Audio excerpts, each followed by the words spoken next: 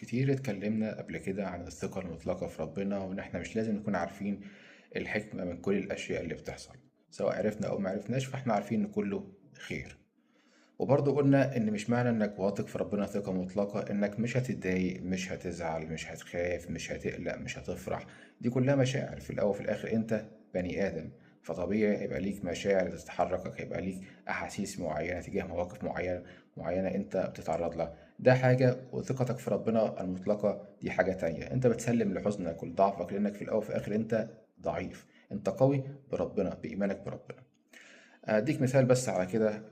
وقبل ما أديك المثال عاوز أقول إيه، إن كل ما الواحد يبدأ نفسه تجزع وتبدأ مادية الحياة تسيطر عليه، وزي ما دايما بتكلم، سبب أساسي في الانتكاسات اللي إحنا كلنا فيها، والأمراض النفسية اللي إحنا فيها، وأمراض النفوس اللي إحنا فيها، هي فكرة مادية الحياة، وفكرة إن غياب الإيمان الحقيقي بربنا، والثقة المطلقة في ربنا. مادية الحياة دايما يعني. فلما الواحد بتطغى عليه مادية الحياة يقول لنفسه: هون عليك فما هي إلا دنيا.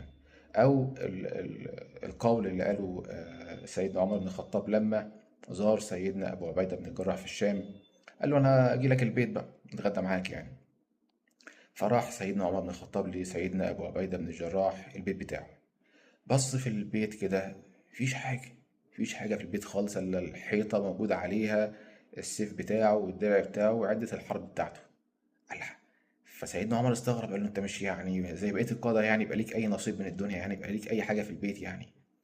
فسيدنا ابو عبيدة طلع الغداء بتاعهم، كانوا ايه بقى؟ طلع شوية تمر وكسرهم بينه وبينه كسرات تمر.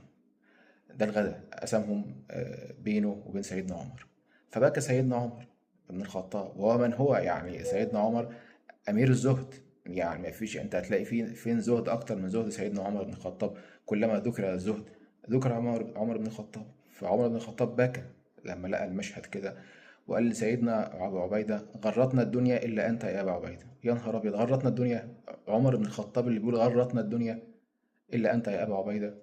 فمشهد عظيم، واحنا ننهل من النعم وعايشين في رغد عيش كبير جدا، والنعم حوالينا في كل مكان ومحوطانا ومع ذلك احنا مش راضيين. فسبحان الله يعني. فالحمد لله، الحمد لله على كل حال يعني. بنطمح في الأحسن والأفضل ولكن بنطمح واحنا راضيين، مش واحنا ساخطين. أديك مثال على فكرة إن الحزن عادي، ممكن أنت تحزن أو تتضايق أو تزعل، ده ملوش علاقة بثقتك في ربنا من عدمها. أديك مثال على مين؟ خير الخلق سيدنا محمد عليه الصلاة والسلام. في بعد كده سيدنا محمد كان بيزعل، كان بيتضايق، كان بيزعل وكان بيتضايق، كان بيقلق. طبيعي، ما هو بشر. دي مشاعر تتولد للبشر.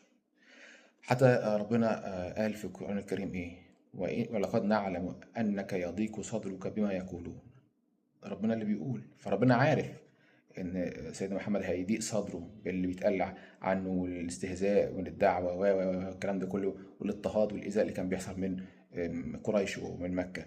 ولقد نعلم انك يضيق صدرك بما يقولون. ايه الحل بقى؟ فسبح بحمد ربك وكن من الساجدين. فسبحان الله والحمد لله ولا اله الا الله والله اكبر.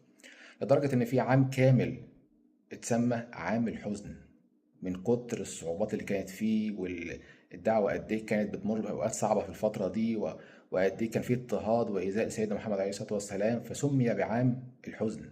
شايف وصل لفين؟ عام الحزن ده كان بدايته، أو ما قبل بدايته، كان فيه حصار اقتصادي.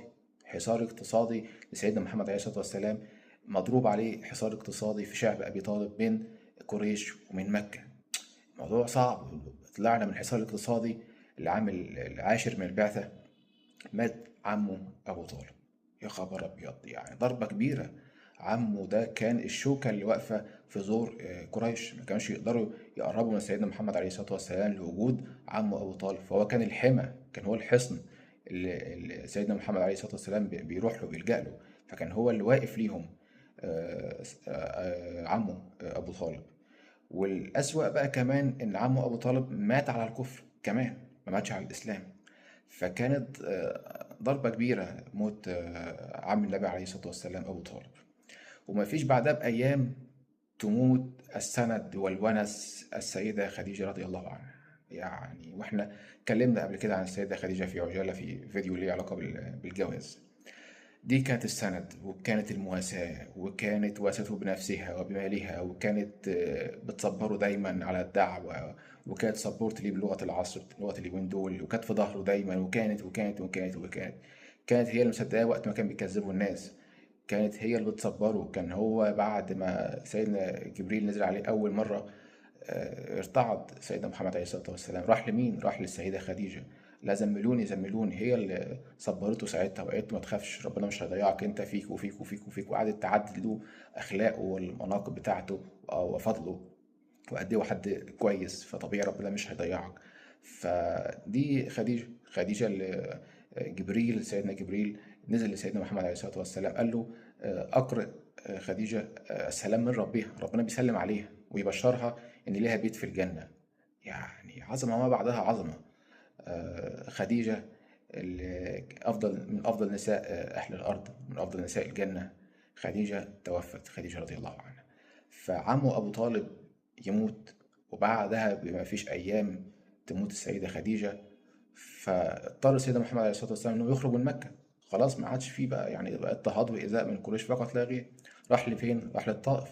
وأنت عارف كويس أوي إيه اللي حصل في الطائف. قوبل برفض شديد جدا، يعني وحصل إيذاء أكتر من بتاع مكة كمان. فخرج يعني، وخلاص هنا بقى في هم كبير جدا وحزن وضيق صدر كبير جدا. يعني خلاص ماشي بينزف دم، لدرجة إن ملك الجبال نزل بأمر من ربنا طبعا. قال له لو أنت عاوزني، يعني فيما معناه أجيب عليها وأطيها، أعمل كده، بس أنت ادعي. فرحمة للعالمين بقى قال له إيه؟ قال له لأ، لعل يخرج من أصلابهم حد يقول لا إله إلا الله يوحد بربنا. فسبحان الله. فكان في عام حزن كامل لسيدنا محمد عليه الصلاة والسلام، إنه كان بيحزن وكان بيتضايق.